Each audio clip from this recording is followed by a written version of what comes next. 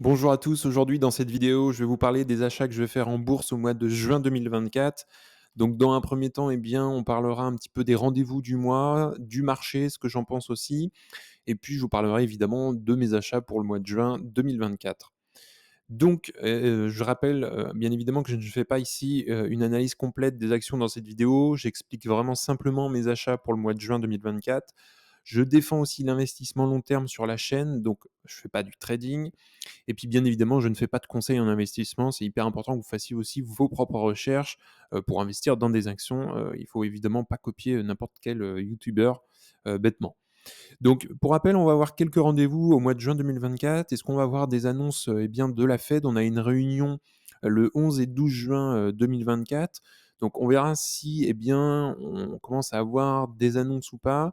Bon, les dernières interviews des différents membres de la Fed étaient un petit peu sur la réserve, un petit peu. Il y avait besoin de plus de temps pour analyser l'économie et pour envisager une baisse des taux. Donc, est-ce qu'on y aura une baisse en septembre? Il y a des doutes. On verra s'il y a des choses qui sont amorcées dans le discours du 11 et 12 juin 2024. Donc, on suivra ça bien évidemment ensemble sur la chaîne. Le marché en ce moment, il est un peu cher, mais pas non plus surévalué comme on l'a eu en 2020, 2021, 2022. 2022, pardon, on avait une baisse bien évidemment du marché puisque on était en correction, mais il y avait des bonnes opportunités. Alors si on regarde la courbe violette, c'est les 8 méga caps, donc Alphabet, Amazon, Apple, Meta, Microsoft, Netflix, Nvidia et puis Tesla. On s'aperçoit aujourd'hui qu'on a un forward PE autour, si on regarde la courbe violette, autour des 28, hein. C'est pas le plus haut. On a eu des 38 en 2020-2021, par exemple. Là, le marché était vraiment très cher. Là, je le trouve un peu cher en ce moment, mais c'est pas non plus inquiétant en soi. Ça me permet aussi d'évaluer un petit peu l'horizon du marché. Donc, voilà, le marché en ce moment, il est un peu cher. On voit très clairement qu'il a corrigé en ce moment, enfin, il a corrigé en avril. En avril, on a eu une belle correction et puis ensuite il est reparti début mai. On le voit très clairement, hein, sur les 5 300 points.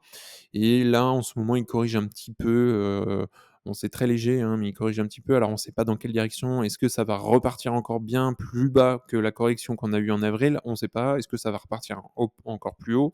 On ne sait pas évidemment. Donc, la stratégie que j'ai moi, c'est, bien évidemment d'être patient, et puis d'investir lorsque, on touche mes prix cibles. Je rentre mes prix, des actions qui m'intéressent dans un tableur et lorsque le prix est atteint, évidemment, j'investis sur, l'entreprise.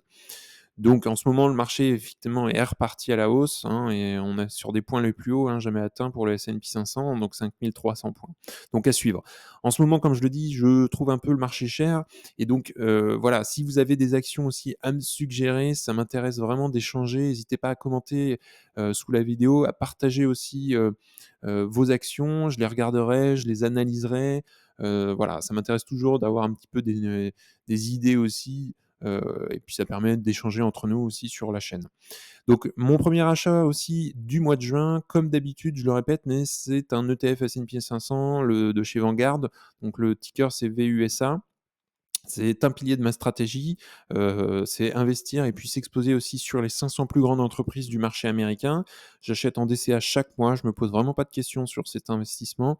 On le voit, hein, sur le court terme, de toute façon, on a, voilà, des hauts, des bas, des hauts, des bas et si on regarde et on dégrossit, on voit que sur 30-20 ans, on a une hausse au final du S&P 500. Alors, les performances passées, bien évidemment, ce ne sera pas non plus les performances futures. Donc, il faut aussi avoir un certain recul sur ça.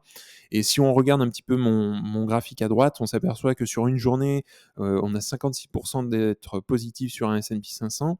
Et puis, plus on avance dans le temps, on s'aperçoit qu'au bout de 10 ans, ça devient 95% de chances d'être positif sur un investissement, sur un ETF S&P 500 et 20 ans, même 100%. Voilà, donc ce qui fait la différence, c'est le long terme. Deuxième achat du mois, ça va être Tesla. Tesla, j'en avais déjà parlé, hein, en ce moment, elle est dans mes prix cibles, hein. Elle tourne autour des 170-180. Alors, Moi, mes achats et enfin, d'après mes analyses, mon prix d'achat est autour des 170 $. Donc j'investis dès qu'on tape ce prix, bien évidemment. Je renforce doucement parce que j'ai pas envie non plus que Tesla soit une position, qui représente, non plus 15 de mon portefeuille. J'ai d'autres achats évidemment, mais je surveille ça bien évidemment, pour pas que Tesla prenne une proportion, disproportionnée dans mon portefeuille. Mais en tout cas, c'est un investissement, pour ce mois, que je vais suivre bien évidemment de près. On a eu vraiment un plus bas, on le voit, fin avril autour des 130 135 même, je crois, dans mon souvenir. Donc franchement, c'était, pour moi une opportunité. J'ai renforcé à ce moment-là aussi. Donc là, on est remonté, il y a eu des annonces aussi. Donc je suivrai tout ça de près et ça reste une entreprise, bien évidemment, que je vais suivre pour juin. Deuxième entreprise, j'en avais déjà aussi parlé, mais je continue bien évidemment de renforcer sur Enphase, spécialisé dans l'énergie solaire, pour faire gros. Et donc j'ai fait mes recherches, mes estimations de croissance, bien évidemment, et je renforce vers les 100 $. Aujourd'hui, on est remonté autour des 120-130. Je la trouve un petit peu chère, ça correspond pas du tout à mon prix aussi, d'achat, mais c'est une entreprise qui est peut-être aussi volatile, bon, peut-être un peu moins que Tesla, mais on est un peu dans les mêmes catégories. Donc je vais la suivre aussi bien évidemment de près pour, le juin 2024. Et dernière entreprise bien évidemment que je vais renforcer, c'est, PayPal. J'ai un prix d'achat moi vers les 60 $, j'ai un PRU autour des 60 $, donc ça me correspond. Je renforce un petit peu, c'est pas une entreprise non plus dont j'ai envie qu'elle fasse, le top 1 dans mon portefeuille en termes de pourcentage, mais c'est une entreprise que j'aime beaucoup et que voilà, j'ai des estimations de croissance aussi, j'ai un certain, optimisme aussi sur PayPal. Je pense qu'elle est aussi délaissée du marché en ce moment, donc pour moi, c'est des opportunités d'investissement en ce moment et on a eu des plus bas autour des 50 $, fin novembre 2023 même. À voir comment va évoluer le marché et aussi comment va évoluer l'économie américaine, quand on va avoir un desserrement, des taux d'intérêt, peut-être que ça va jouer justement en faveur de PayPal. En ce moment, si on parle un petit peu cash, et bien, j'augmente, chaque mois mon cash, de réserve, j'en ai toujours un petit peu plus. Je suis plus exigeant aussi sur la sélection des titres, car je trouve le marché plus cher qu'il y a quelques mois. Par exemple, on pense à fin 2022, même le 2022, c'était vraiment une année, je trouve, assez, bonne pour investir. Je fais attention évidemment à mon épargne de sécurité. Voilà, aussi, ça fait du bien de remettre un petit peu ses finances personnelles. 6 mois de dépenses, ça me paraît tout à fait raisonnable. Par exemple, si on dépense par exemple 1 800 € par mois, eh bien, il faudra prévoir à peu près 10 800 € sur un livret. Ça fait partie d'une épargne de sécurité. Donc voilà, je profite pour retravailler toutes ces choses-là. J'en profite aussi, évidemment, vu que je trouve le marché assez haut, pour prendre le temps de réfléchir, aussi d'apprendre, de lire des livres et puis de retravailler mes analyses, d'actions, retravailler aussi mes finances personnelles. Voilà, donc c'est un petit peu ce que je fais en ce moment. Je me détache un petit peu plus de la bourse aussi. Je trouve un petit peu moins d'opportunités. N'hésitez pas aussi à commenter, vous et justement, c'est la question que je vous pose, qu'est-ce que vous faites en ce moment? Est-ce que vous investissez un peu plus?